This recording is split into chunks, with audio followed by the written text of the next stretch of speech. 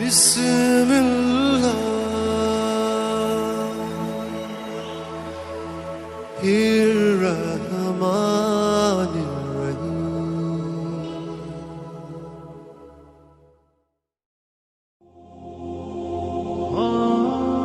السلام علیکم میرے محترم عزیز دوستو۔ بنی اسرائیل میں ایک عورت نما آدمی رہتا تھا، باریک آواز، بغیر داڑھی اور نازک مزاج۔ وہ اپنے ظاہری شکل و صورت سے فائدہ اٹھاتے ہوئے زنانہ حمام میں عورتوں کا مساج کرتا اور میل اتارتا۔ کوئی بھی اس کی حقیقت نہیں جانتا تھا، سبھی اس کو عورت سمجھتے تھے، اور یہ طریقہ اس کے لیے ذریعہ معاش بھی تھا اور عورتوں کے جسم سے لذت لینا بھی تھا۔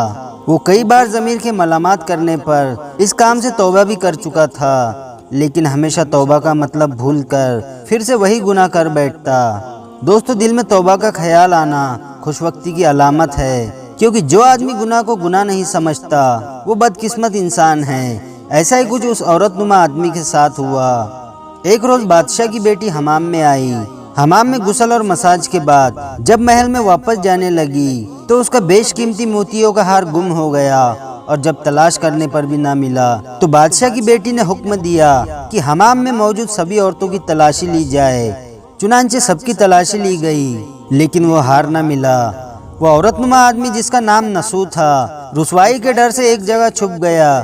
جب اس نے دیکھا کہ شہزادی کے کنیزیں اسے ڈھونڈ رہی ہے تو اس نے سچے دل سے اللہ کو پکارا اور خدا کی بارگاہ میں اس نے دل سے توبہ کی اور وعدہ کیا کہ آئندہ کبھی بھی یہ کام نہیں کروں گا۔ میری لاج رکھ، تو ہی میری عزت رکھنے والا ہے، مجھے رسوا ہونے سے بچا لے۔ ابھی وہ توبہ ہی کر رہا تھا کہ اچانک باہر سے آواز آئی، نسو کو چھوڑ دو، ہار مل چکا ہے۔ نسو نم آنکھوں سے شہزادی سے اجازت لے کر گھر آ گیا۔ نسو نے قدرت کا کرشمہ دیکھ لیا تھا اور ہمیشہ ہمیشہ کے لیے اس کام سے توبہ بھی کر چکا تھا۔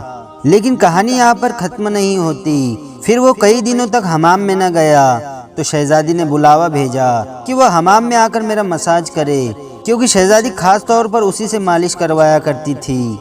جب نسو کو یہ خبر ملی تو اس نے بہانہ بنا دیا کہ میرے ہاتھ میں درد ہے، میں مساج نہیں کر سکتا، اور حمام نہ جانے کا فیصلہ کیا۔ لیکن سبھی عورتیں اسی کو چاہتی تھی اور اسی سے مساج کروانا پسند کرتی تھی۔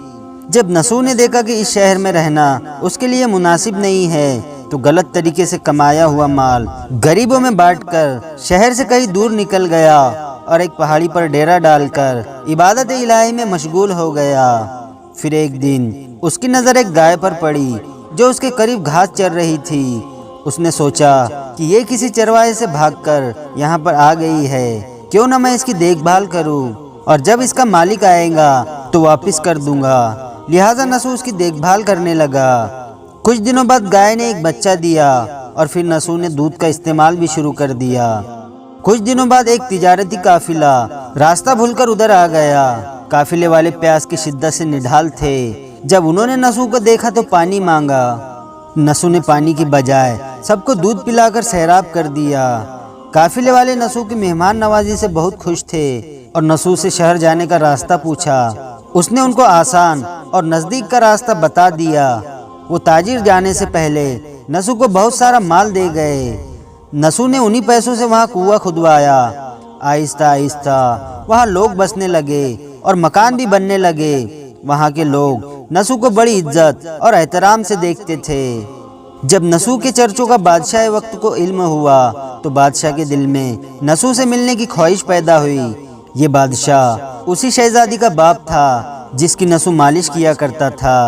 بادشاہ کے دل میں جیسے ہی نسو سے ملنے کی خواہش نے جنم لیا تو اس نے نسو کو پیغام دیا کہ بادشاہ اس سے ملنا چاہتا ہے، مہربانی کر کے محل تشریف لے آئے۔ پیغام ملتے ہی نسو نے ملنے سے انکار کر دیا اور معذرت چاہی کہ مجھے بہت سارے کام ہیں، میں نہیں آ سکتا۔ جب یہ خبر بادشاہ تک پہنچی تو اسے بہت تعجب ہوا۔ پھر کہنے لگا، اگر نسو نہیں آ سکتے تو میں خود اس کے پاس چلا جاتا ہوں۔ پھر ایک روز بادشاہ نسو سے ملاقات کے لیے نکلا۔ ابھی اس علاقے میں داخل ہی ہوا تھا کہ خدا کی طرف سے ملک الموت کو حکم ہوا کہ بادشاہ کی روح قبض کر لے، اور پھر اس زمانے کی رسم و رواج کے مطابق اور بادشاہ کی نسو سے محبت کو دیکھتے ہوئے لوگوں نے نسو کو تخت پر بٹھا دیا اور بادشاہ وقت بنا دیا۔ نسو نے اپنے ملک میں عدل و انصاف کا نظام قائم کیا اور اسی شہزادی سے شادی کر لی۔ ایک دن نسو تخت پر بیٹھ کر لوگوں کی فریادیں سن رہا تھا کہ ایک شخص آیا اور کہنے لگا کہ کچھ سال پہلے میری گائے گم ہو گئی تھی، آپ کی عدالت سے گائے کا طلبگار ہو۔ نسو نے کہا کہ تمہاری گائے میرے پاس ہے، آج جو کچھ میرے پاس ہے یہ تمہاری گائے کی وجہ سے ہی ہے۔ اور پھر نسو نے حکم دیا کہ میری مال و دولت کا آدھا حصہ اس گائے کے مالک کو دے دیا جائے۔ پھر وہ شخص خدا کے حکم سے کہنے لگا، اے نسو جان لو، نہ میں انسان ہوں اور نہ ہی وہ گائے جانور ہے، بلکہ ہم دونوں فرشتے ہیں اور تمہارا امتحان لینے آئے تھے۔ یہ سارا مال و دولت تمہارے سچے دل سے توبہ کرنے کا نتیجہ ہے، یہ سب کچھ تمہیں مبارک ہو۔ اس کے بعد وہ دونوں فرشتے نظروں سے غائب ہو گئے۔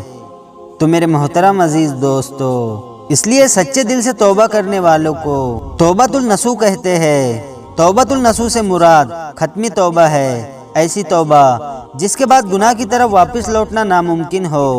انسان خطا کا پتلا ہے، اپنی ماضی کی طرف نظر دوڑائیے۔ ہم بے شمار گناہ کر کے بھول چکے ہیں، کچھ ایسے ہیں جو یاد ہے جن پر کبھی کبھی اشک ندامت بہا لیتے ہیں، کچھ ایسے ہیں جو وقت کی خاک میں مل کر خاک ہوئے، جن کے نام و نشان بھی مٹ گئے، لیکن وہ کرامن کاتبین کے رجسٹر میں درج ہے۔ یہ گناہ ہمارے ساتھ اعمال کی گٹھری میں بند کر قبر میں جائیں گے۔ ان گناہوں پر زبانی تو ہم استغفار کر لیتے ہیں، لیکن عملی طور پر ان سے تائب نہیں ہوتے۔ اللہ رب العزت سے دعا ہے کہ اللہ پاک ہم سب کو توبۃ النصوح کی توفیق عطا فرمائے، آمین یا رب العالمین۔ ویڈیو پسند آیا ہو تو لائک اور شیئر ضرور کریں، اور آپ نے ابھی تک ہمارے چینل کو سبسکرائب نہیں کیا ہے تو اسے بھی سبسکرائب ضرور کر دے اور ساتھ میں بیل آئیکن دبا دے تاکہ ہر آنے والی نئی ویڈیو کی نوٹیفیکیشن آپ تک پہنچتی رہے۔